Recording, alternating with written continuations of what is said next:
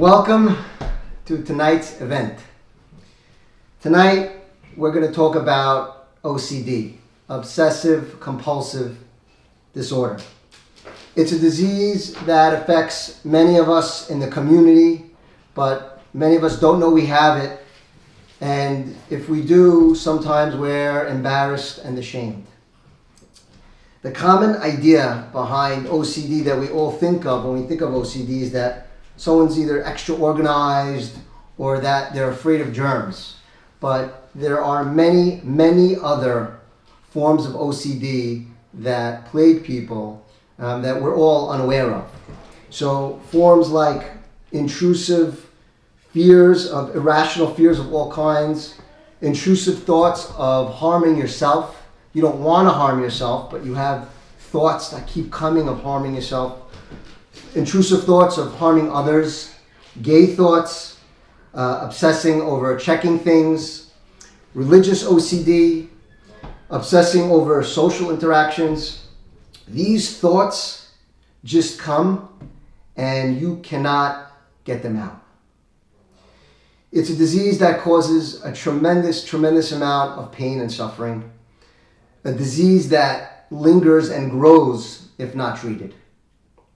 Now, many doctors and therapists think that they could treat the disease, but they fail because they're not experts and specialists in this disease. You're going to hear that consistently throughout the night. Now, I asked a few people to speak tonight that wouldn't because they were embarrassed, and who can blame them? That's why we put on tonight's event. Tonight's event is really set up for three reasons. First is to remove the stigma around OCD. The second is to educate you so that you understand what the symptoms are so you can spot the symptoms. And the third is to provide you a place to turn for help.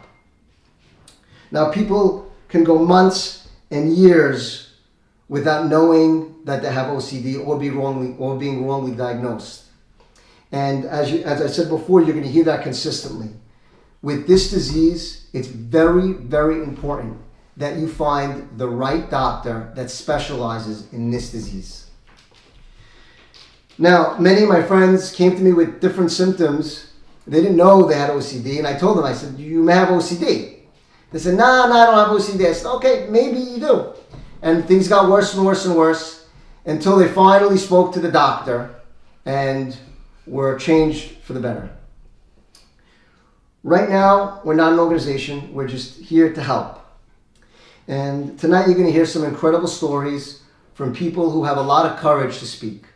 So I'd first like to welcome Victor Dweck, my good friend, to say a few words. Hey, thank you so much, Ali. First off, I just want to give a big shout out to everyone. I do comedy sometimes, and I did a comedy sketch, and I shaved. I didn't shave, but I had put on a bald cap. A lot of people were very worried that I took off my great head of hair. I actually still have hair. So if you're watching this and you're one of those people, I know OCD is important, but so is my hair. So I just wanted to set the record straight. I still have hair. I have some notes here. Going to look at it and then direct to the camera. First off, I want to thank Ali for putting this all together. Ali, you're just like my age. We're in our 30s. The fact that you're doing this, you're a real leader of people. So thank you so much, Ali, as I get to the thing. I want to thank God, Hashem. I mean that very seriously, for helping me get the help that I got. Because obsessive compulsive disorder, gone unchecked, can and probably will ruin your life.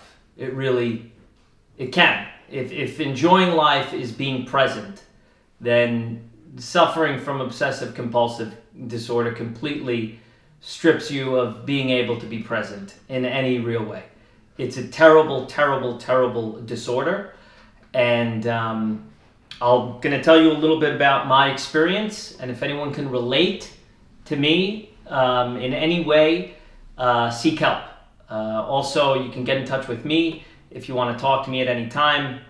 Figure out how to get in touch with me. But that's the purpose of what I'm going over tonight, is to tell you about my experience And I'll let Allie figure out the rest.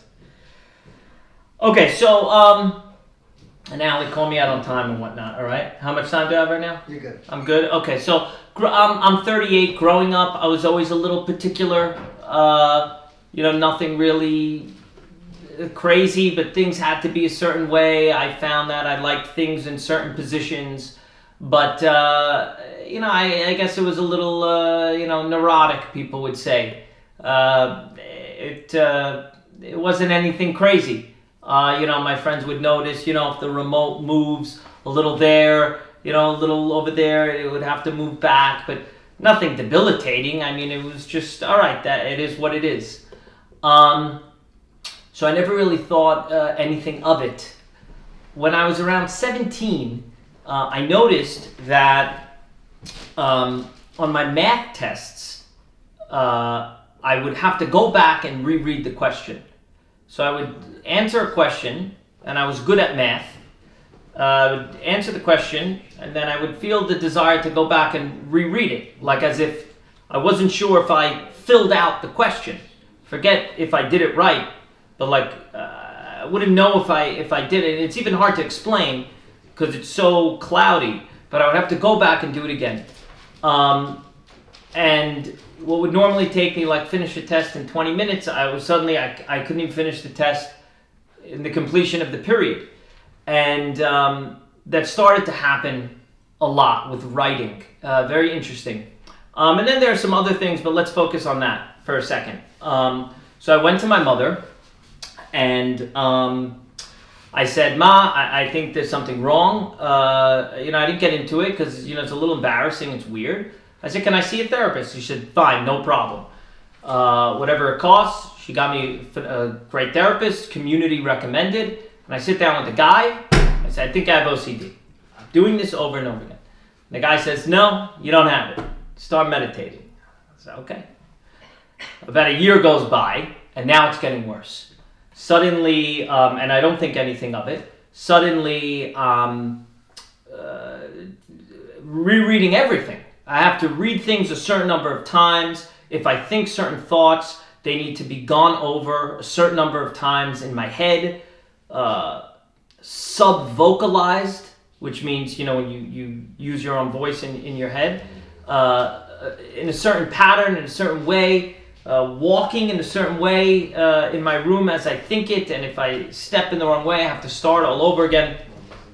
Suddenly, I'm completely trapped many hours of many days, and people wouldn't know it.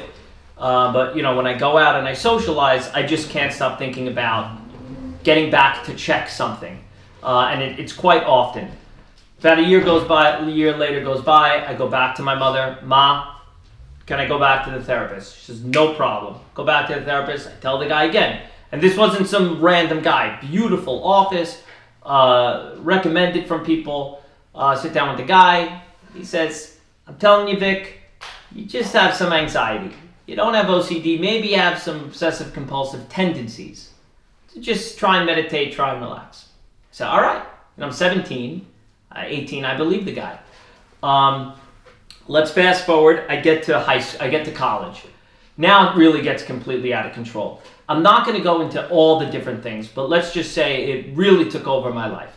Now, if you're friends with me and you've gone out with me, yes, we've had fun, but I really wasn't present a lot of those times.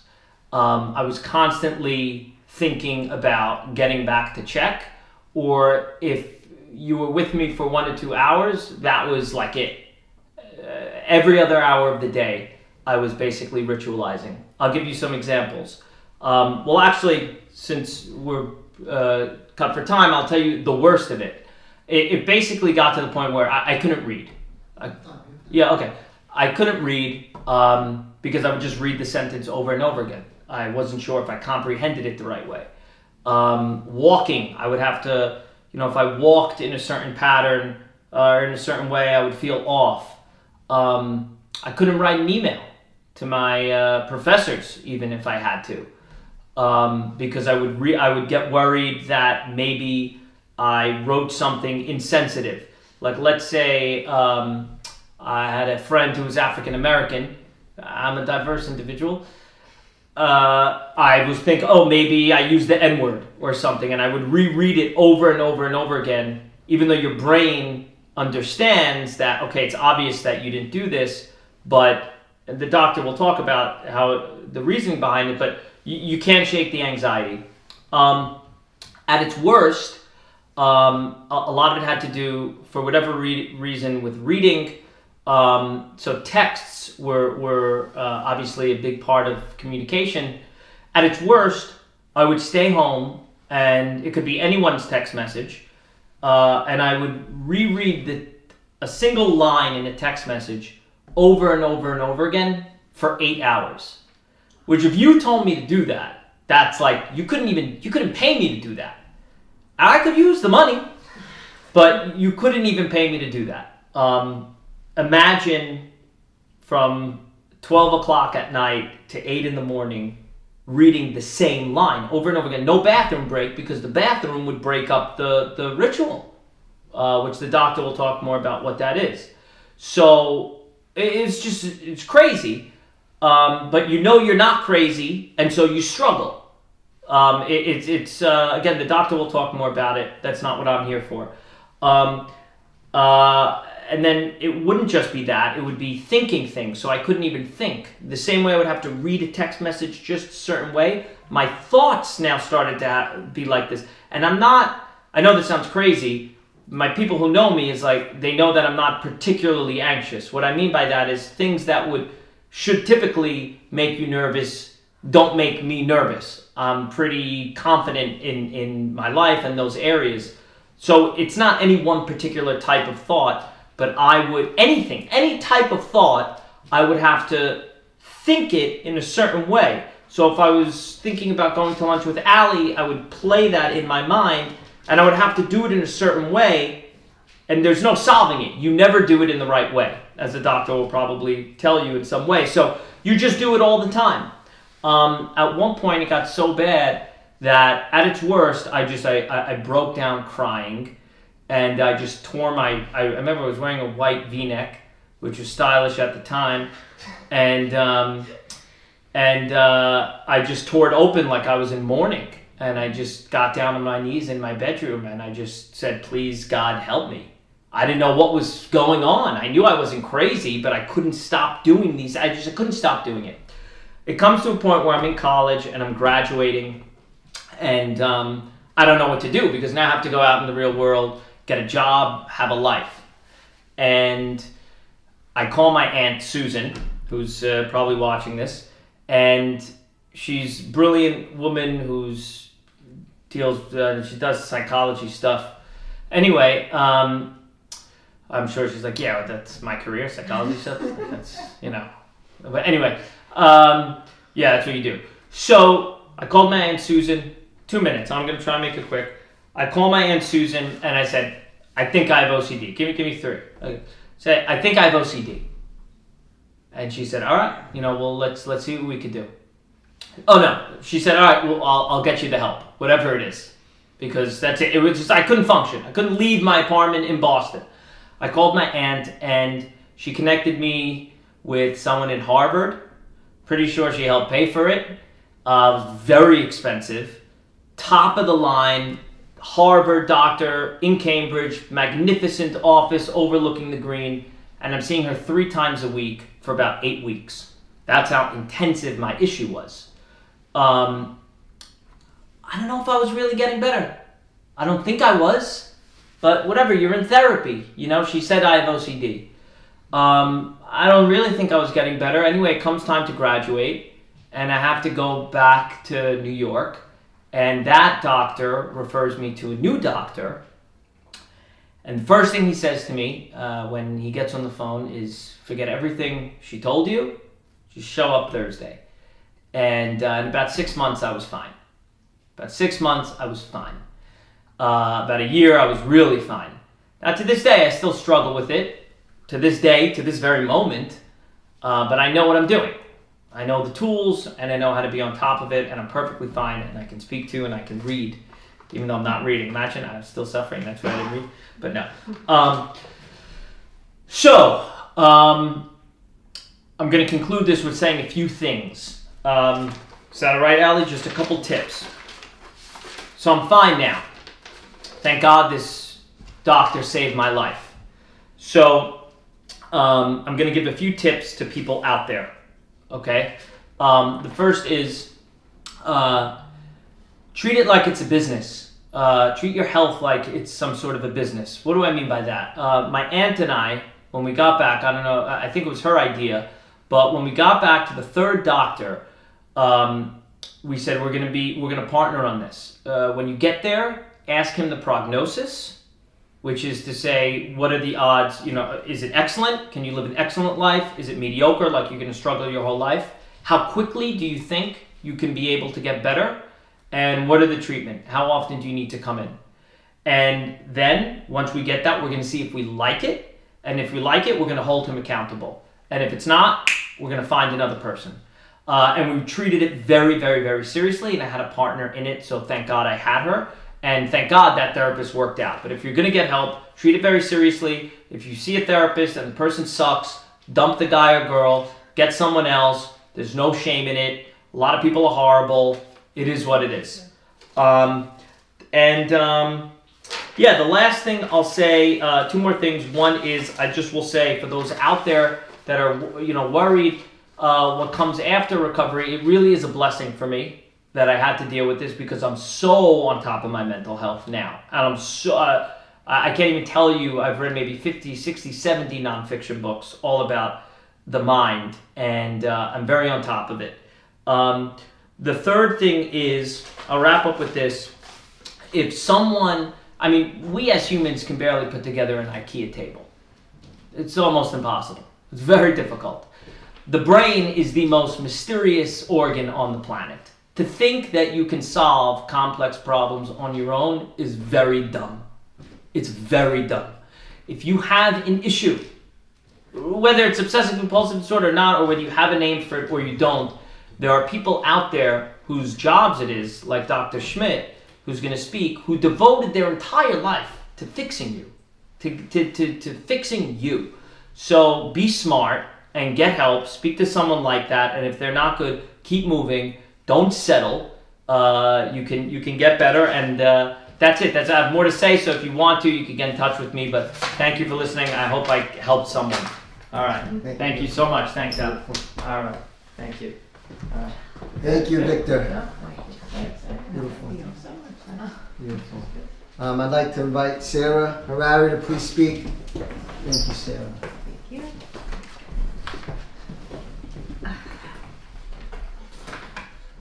Hi, everyone. I'm nervous. No. Okay. Hi, everyone. I'm so grateful to be sitting here today, as I honestly never thought I would be sharing with you a story of healing. OCD became so prominent in my life, I never imagined that I would make it out on the other side and fight it. I hope that by sharing my story, I can connect with even just one person who might be feeling the same way I did for so long. Many people use the term OCD lightly. They casually say in passing that they are OCD with cleaning or OCD with organizing because they strive for and appreciate order and cleanliness. But real OCD, the actual doubting disease, the rumination of thoughts, the painful disorder, does not get mentioned in passing. Those who suffer from OCD often live in secret distress. They don't talk about it, they don't acknowledge it, they can't control it, and they are ashamed by it. When left untreated, it can take away a person's self-esteem, self-love, and self-worth. This is the OCD that I had. Mine was easily masked and not spoken of. My story began when I was a student. I had a strong drive to do well, coupled with an intense fear of failure. Every test announcement sent me into a spiral. I'd obsess over how I was going to best study and best manage my time. To call me disciplined and diligent was an understatement. I was compelled to study hours at a time, and I often set my alarm clock well before sunrise to review my notes once more. I chose schoolwork over friends every weekend. On the outside, I looked like a dedicated, hardworking, straight-A student, but on the inside, I was drowning in anxiety. Waves of panic would crash over me, and knots would twist in my stomach. No matter how much I studied and reviewed, my mind always doubted whether I had done enough. This was my first encounter with the doubting disease. I thought school was the end of it. Finally, I could breathe. But then I became a parent, and the fears of failure came rushing back. I had to be responsible for the safety and health of my children, and I was so afraid of making a mistake. I threw myself into parenting with the same intensity as my schoolwork. I read every book, attended every class, and child-proofed my home in ways most people wouldn't even think of. The stomach aches came back as I feared that something I did or didn't do could lead to harm. The pain, doubt, and anxiety clouded my mind. I couldn't be fully present with my friends, nor have a healthy balance of life. And my worries didn't stop with me. I'd hear about someone else's pain, a tragedy, an accident, an illness, and I would feel their pain. I internalized it. Their stories became mine. They would feed my already anxious mind. If it happened to them, I thought, why couldn't it happen to me? I told myself that my hypervigilance was keeping my family safe. I didn't know it at the time, but the doubting disease was growing stronger. It questioned my daily tasks, convincing me that I could be at fault.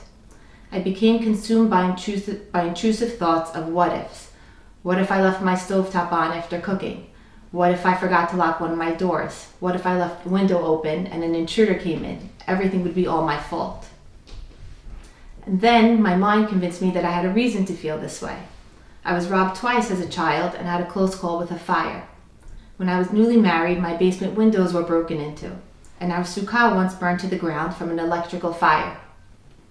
My mind had proof that disasters have happened before and that surely they can happen again. Sometimes there were nights where I would check the doors, windows, and appliances over and over, lasting for hours at a time. I would get into bed, try to rest. These intrusive thoughts would show up. I would get back out of bed, and it would happen sometimes over 20 times, 30 times. So hours used to go by. The doubts were like a runaway train that never stopped. For the most part, it was an invisible battle, a silent mental battle that others couldn't see. But over time, my fears and worries began to govern my life. I avoided building the sukkah because of the possibility of another fire. I avoided travel because it took me way out of my comfort zone. I hesitated to host gatherings by the pool and beach because no amount of lifeguards felt safe enough for the myriad of ominous possibilities.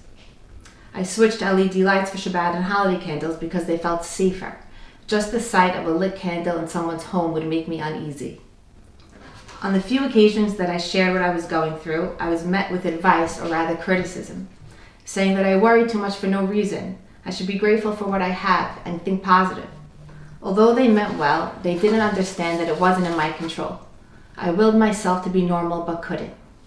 My self-esteem began to chip away. It crumbled. No amount of logic could silence the fear inside me. That's when I knew I had to find help. I couldn't keep living this way. With a strong support group alongside me, I turned to therapy. For the first time in my life, I had a name for what I was experiencing: obsessive-compulsive disorder. At first, I resisted the diagnosis, saying that I didn't compulsively wash my hands or need things in perfect order. But I soon learned that OCD has many forms, including the overwhelming fear of uncertainty and worst-case scenarios. My mind demanded absolute certainty, that I was safe and responsible, but life is full of uncertainty. No matter how many times I checked or reviewed, the doubt never fully went away. It always came back, and I never felt safe. Now I understood why OCD was so mentally exhausting. Through exposure and response prevention therapy, or ERP, I was told that I would slowly get better. Exposures involve facing my fears and sitting with the discomfort instead of making it go away. My list of exposures included leaving appliances plugged in overnight, lighting candles again, checking doors only once. It took time and practice, and each exposure initially felt unbearable. But over time, I learned how to breathe through the anxiety and ground myself in the present. With each achieved exposure, the doubts would decrease and the power of OCD would diminish. My brain slowly learned that the thoughts were just thoughts. They were not facts or proofs of imminent danger. Most importantly, I began to trust my own intuition. Today, my journey is still unfolding. Sometimes the fears still arise, but I no longer let them control me. I share my story with you because I know I'm not alone. So many people suffer in silence, believing their worries are just part of who they are, but they don't have to be. Healing is possible, hope is possible.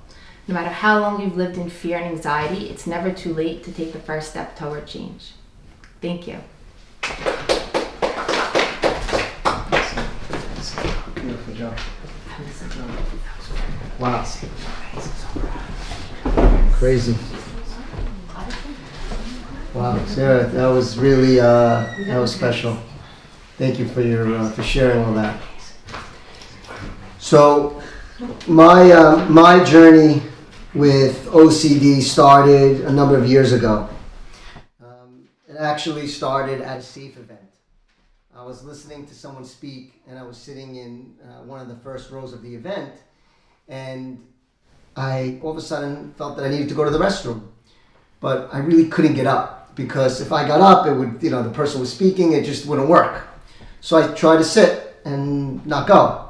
But as the speech went on, I just became obsessed with the idea that I needed to go, but I couldn't go. And I started sweating, and this entire obsession around I have to go to the bathroom now, it just took over my body. And from that moment on, for the next few months, years, I was plagued with intrusive thoughts of all kinds. Thoughts of irrational fears, like a fire or something else. Thoughts that I was going to get into a car accident when I was driving my car. Thoughts of being stuck in an elevator by myself or with people, and I wouldn't be able to get out and find the restroom. Thoughts that I might hurt myself. Now, I didn't want to hurt myself, but the thoughts come in and you can't get rid of them. Thoughts that my children would get hurt. And these thoughts just kept coming, and I couldn't get them out. It got so bad that at some point I would hear about someone else having an issue, and I would take on that issue. And all of a sudden I would think I have that issue, but I didn't. But I heard it in a movie, and all of a sudden I associate with it.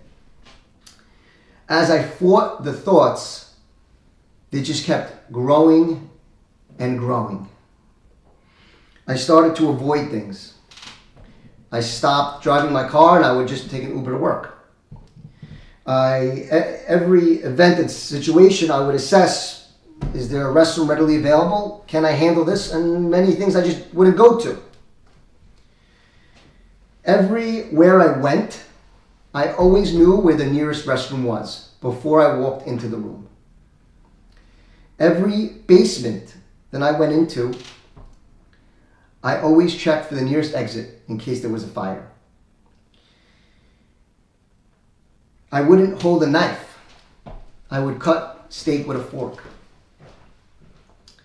Shul, parties, meetings, the tennis court, everywhere I went, these thoughts were in my mind. It took over my life. I was completely obsessed. It was debilitating. I was doing some crazy things, like if I had a meeting, I went to the restroom before I left to go to the meeting. When I got to the person's floor, I went to the restroom. Right before the meeting, I went to the restroom. During the meeting, I would schedule in my mind when I'm going to the restroom. It was very, very, very painful. I really didn't tell anyone about it. I didn't tell my wife. The only person I told was a therapist I was seeing at the time. And I love him, but he told me everything's going to be fine. None of these things are going to happen. And one morning, I wasn't getting better. It was just, I was crying on my way to work. It was horrendous.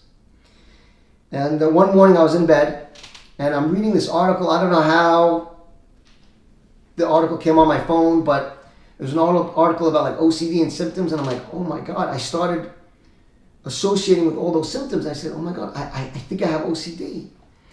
So I called my friend Victor, who, thank you, Victor, for having the courage to even tell me you had OCD. I didn't have OCD yet, but you told me you had the courage. So I called you. I said, Vic, I think I have OCD. He's like, I have the right doctor for you. And he connected me with Dr. Andrew Schmidt, who you'll hear from in a few moments. And I spoke to the doctor, and he told me, one of the first things he told me is that one of the worst things to tell someone with OCD is that you're going to be fine, right? Because that's something called reassurance. And what OCD needs is they need to learn to live with uncertainty. I remember the first conversation I had with him. I was in a bathroom in Florida, crying to him that I didn't know what to do and that I just needed help. So I started down that road with him, and he taught me so much. He told me that you cannot run from fear because it only grows. We started to do exposures. Even actually before the exposures, because the exposures were so hard, exposures are when you expose yourself to the fear, he had me write down the fear and what would happen if those fears happened. Even that was very difficult. And then we started to do exposures. I would need to drive in my car. Sounds simple, but for me it was difficult. I would need to go to a meeting without going to the restroom. I would need to hold a knife to my wrist in a controlled environment with him there. I would need to go on a balcony, which at the time was very, very difficult for me. I would need to take a packed elevator of people, like that one when you go to the Port Authority, 1,000 people. I had to take that on purpose. I wasn't even going to forget a car. And I'm taking that because when you go in there, when you are exposing yourself, the fear, that thought is taking over your body. You can't breathe. But if you don't, then you're living with it forever. I needed to change my mentality from one of fear of the thoughts to accepting, welcoming, and wanting the thoughts. Right? They're just thoughts. Our mind thinks of things. And I can't choose the thoughts. We can't choose our thoughts, but we can choose how we respond to our thoughts. And I used to tell my mind, bring it on, baby. Do your worst. We know that we can't control God and that nothing in this life is a given. But I tried to get to a point where I had faith that, not that the fears wouldn't happen, but that even if they did, I'd figure it out. Little by little, I started to crawl out of this hole of fear that I was living in. And really, thank you, Doctor, for helping me get there. Thank you, Hashem, for helping me through that. Still today, there's times where I still think I'm thinking irrationally or inappropriately. Just last week, I have a fear that my children will choke from eating food. So I don't let my 5-year-old daughter eat without somebody watching her. But just last week, she was walking around the house holding cereal. I said, no, honey, you're going to finish eating the cereal here, and when you're done, you could go and play with your friends. And then I turned to my friend and I said, you know, is this rational or not? They said, you know what? It really depends on what she's eating. Cereal, she could eat on her own. I said, okay, you know what, honey? You go eat on your own. Ironically, this morning, my wife came down and she saw my daughter eating a bagel on the table, and she goes, wow, Daddy's letting you eat alone? Yeah, I heard. That was another one. But I'm so grateful that I had this disease because I had it, I learned to spot it. And unfortunately, I've had a bunch of different friends that come to me with varying symptoms, and I'm like, you probably have OCD. And if I didn't have that disease, I wouldn't be able to help them because I would have no idea that it was OCD. And not only that, but OCD gives you tools for life. Tools that you could use in every area of your life, right? Tools like not running from fear, irrational fears, running toward them, and acceptance. Much of this speech I wrote on a train many, many years ago during the thick of the disease. And I committed then that when I got out of it, which God willing I would, thank Hashem I did, that I would put on an event like this so that no one else would need to suffer like this and that they knew that they could get the help they wanted. Thank Hashem for bringing me to this point. I'd like to invite Dr. Andrew to speak. And thank you again, Doctor. Really great job. Hello. It is truly such an honor to be here. I'm just humbled by the way everybody has shared their thoughts. Truly an honor to be here for that reason. My name is Dr. Andrew Schmidt, or just Andrew. I've been treating obsessive compulsive disorder for well over 15 years, and I've been a psychotherapist for more than 20 years. What you heard about tonight were 3 different people's experiences with obsessive compulsive disorder, and one of the reasons why I really wanted to be here was because it's such a misunderstood issue. People don't understand what it is, or as you've heard in the stories that were told tonight, it gets misdiagnosed and wrong treatment plans are suggested that end up doing more harm than good. So I'm going to bore everybody for just a minute and talk about what is obsessive compulsive disorder. Well, it's made up of obsessions, which we describe as intrusive thoughts that people find that cause fear, anxiety, or distress. It's also made up of compulsions. That's where people respond to the obsessions. It's the thing they do in response to it. These can be repetitive acts like washing your hands or checking a door or cleaning or doing some kind of cleaning. Or they can be internal acts like thinking certain thoughts to make sure everything's okay. It's that connection between the obsession comes in and somebody feels like they need to respond to it that makes the syndrome what it is. So to better explain it, people are often, they describe to me just dealing with these intrusive thoughts that can sometimes last hours and hours per day. They cause fear, anxiety, distress, and of course some amounts of impairment. Now, intrusive thoughts are normal. Everybody has them. So what makes OCD? Well, it's when it starts to get in the way of life, when it starts to be so distressing for you. So the thought comes in and you can't control it. You feel like it's taking over your life and it's causing you so much fear. If you feel like you have to do something about it, it causes you impairment, you spend a lot of time on it, that's when you know it's a problem. And that's when it meets what we call clinical diagnosis of obsessive compulsive disorder.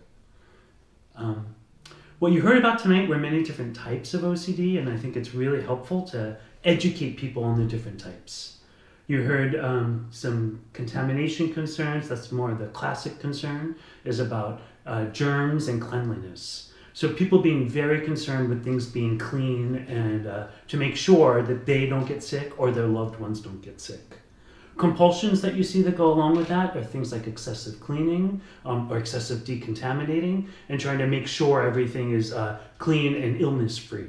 So these are the folks that you might see who are like Lysoling their phone, wiping down doorknobs, doing all sorts of things to protect themselves from illness and protect their loved ones.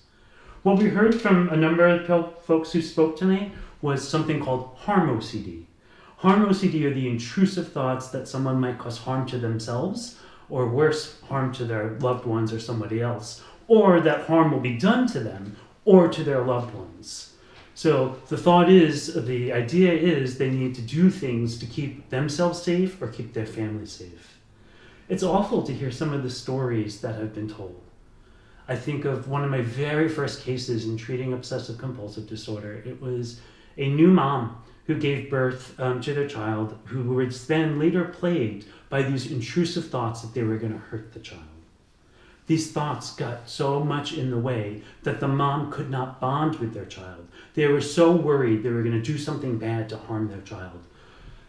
In order to control those thoughts, they would engage in all sorts of avoidance. They would hold the baby but not go near a window. And eventually, because they were fearful that they were going to throw their baby out the window, it was that bad for them. They eventually got to the place as the sort of symptoms increased that they stopped touching the baby and started avoiding going near the baby. Pretty terrible, especially during somebody who's newly born stops and gets in the way of the ability for the mom to bond with the baby. Unfortunately, she told these symptoms to a social worker at a local clinic. The social worker was untrained and didn't understand what this was. They misinterpreted it. They thought that what they were describing was an actual intent to hurt their baby. Completely different. Misunderstanding the disorder, they called CPS, Child Protective Services, which could have been awful and terrible. Luckily, there was a very astute psychologist involved who was able to say, whoa, whoa, whoa, hang on a minute. This isn't somebody who actually wants to hurt their baby. They're avoiding going near their baby. They're not going near windows. They're taking actions to make sure that their baby doesn't get hurt. And that's what makes it different from the mom from the person who actually intends harm. They're doing all sorts of things to make sure that they prevent the harm. And that very astute psychologist was able to say, hang on a minute, this isn't harm.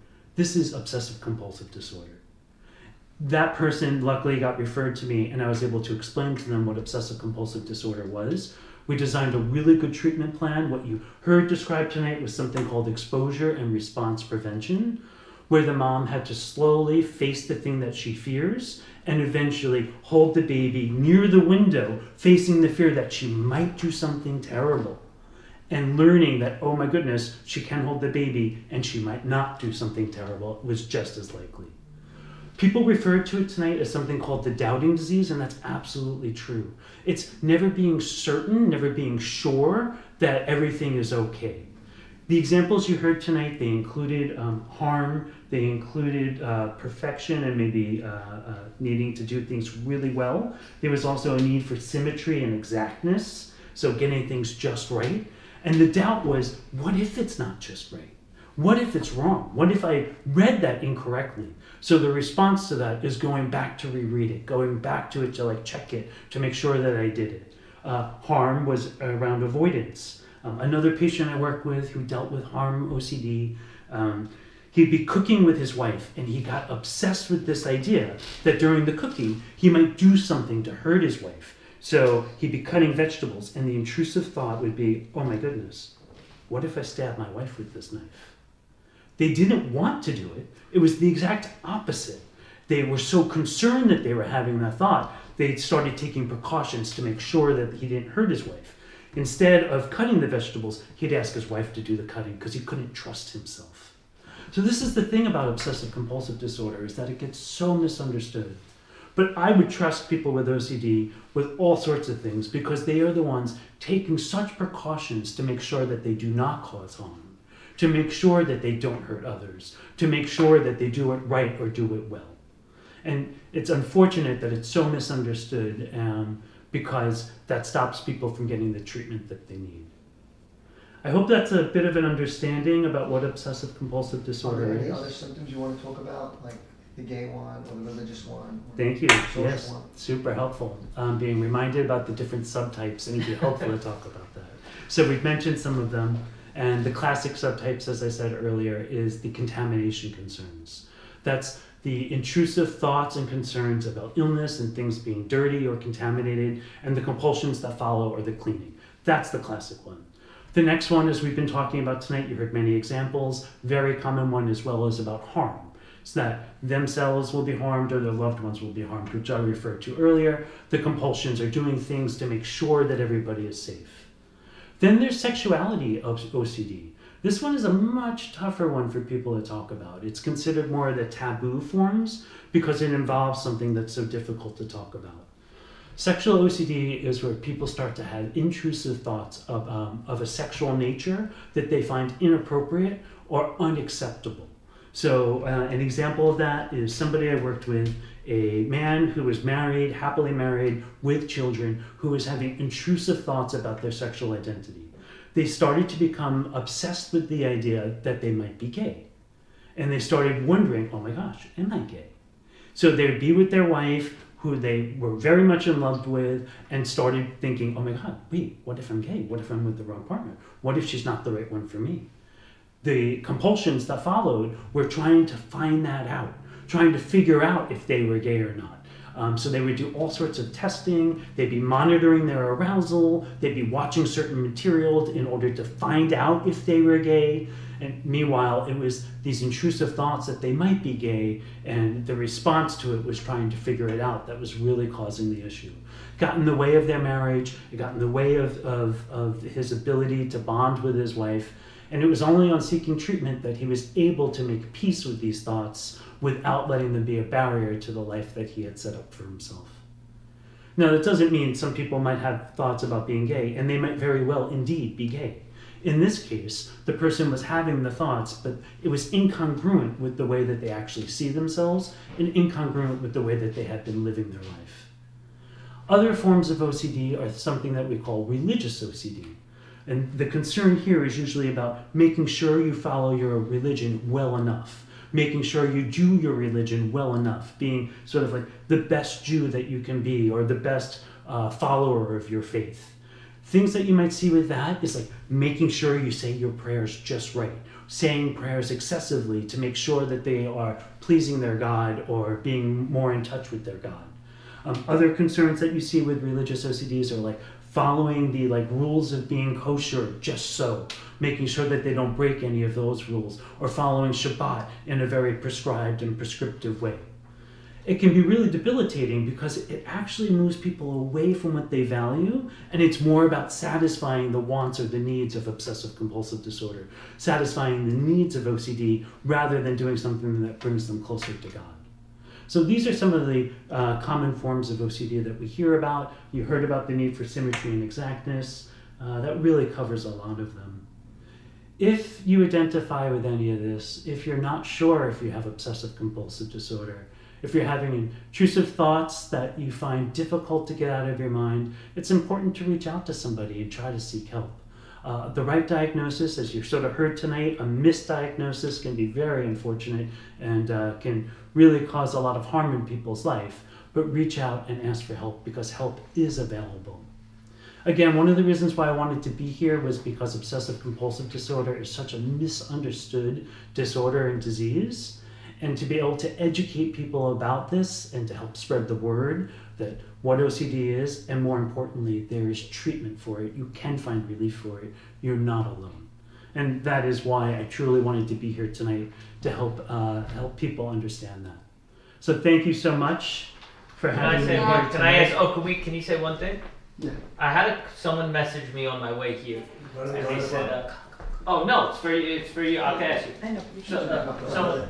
Someone messaged me on the way here, and they said, "Vic, I don't know about tuning in. I've had OCD for 10 years, and I've been seeing a doctor, and it's still terrible, and it's as good as I'm gonna get." Oh. If there's someone out there, maybe they've been seeing someone, maybe what do we say to those people, So unfortunate. Thank you for letting me know that. Yeah. Not everybody responds to something called, you heard the treatment was exposure and response prevention. It doesn't work for everybody, but it works for so many people. And I get asked this a lot often when people call, "Hey doc, how long until I find some relief? How long will it take for this to work?" And I can't tell anybody how long it is for any one person, but I can tell what the data show. And on average, it's anywhere from 17 to 25 sessions of doing exposure and response prevention. So if you've been seeing a provider for years and years and years and your OCD hasn't improved, well, you should reconsider that. Talk with them about exposure and response prevention. 17 to 25 sessions is the standard. So I hope that answers what you're looking for. Yeah, or switch therapists. Or switch your doctor. Yeah, switch your doctor, right? Or Or medication. possibly We that. didn't talk about medication, but yes. There are two frontline approaches, as I had mentioned, exposure and response prevention that you heard a lot about tonight. And it's truly, as long as I've been a therapist, it's one of my favorite treatments to do because it's so darn effective. To be able to say we have a treatment that works in 17 to 25 sessions is remarkable. People spend years on the couch talking about this and getting nowhere because they're not doing the correct treatment. That's many times what I hear. And it's all natural. Yeah, and it's all natural. I hear this often from people like, "Hey, I've been talking about this for 10 years, doing all these other kinds of treatments. Nothing's working." Well, that's because they're not doing the right treatment. Seek ERP. Thank you. I hope that's right. This man is an angel from Hashem. Thank you so much for having me here, Alan. I really appreciate it. And a pleasure to be here. Thank you. The one type of OCD you didn't talk about, which I know some people have, is the social OCD, which is around, going to a party or a wedding and just being obsessed with, did I say the right thing? Did I say something inappropriate to this person? And obsessing over the social aspects of things.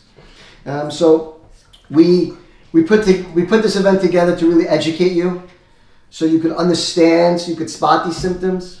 for you, for your family member, for a friend, for a child, whoever it is. We just want you to understand and to give you a place to turn to for help. So by the end of the night tonight, on our website, freefromocdevent.com, you will have the numbers of the speakers here tonight, as well as Simcha is an organization in the community that helps with mental health. You're welcome to call them. They can help you get a doctor that takes insurance. Or you could call any one of us or the doctor directly. His number's there. All calls are confidential, and we are just here to help. So I want to thank all the speakers for speaking tonight and for their courage, and thank you all for listening.